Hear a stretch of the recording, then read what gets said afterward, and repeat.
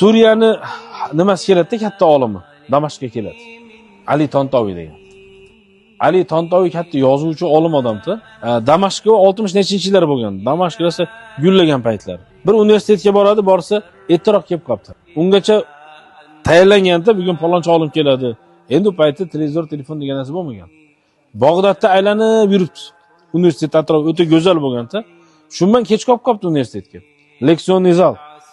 Bir 10-15 kech qolgan, ungacha haligi domla bor, bolalarga tushuntiryapti. "Ey, mana kitob Ali Tontoviyniki, meni sharmanda qilishmagin, hozir kelib tekshiradi" deb so'rab turganda Ali Tontoviy kirib keldi. "Ey, eshakka o'xshagan, nima kech qolding?" dedi. Talaba deb o'yladi targini. Haligi domla olimni kutyapti. Uzr deb turib bir chekkaga o'tirdi. Keyin savol berish, hozir kelsa men sharmanda bo'lmayin. Kitobni ochishgani nima bilishasan? Endi o'zi o'tiribdi muallif. O'sha oldida o'tiribdi. Savollarni berishni boshladi. Keyin qo'l ko'tarib javob berdi. "Tuzuyli bola ekansan, turchi ating nima?" dedi. Ali Tontoviy dedi. Shundan ketib qo'ydi.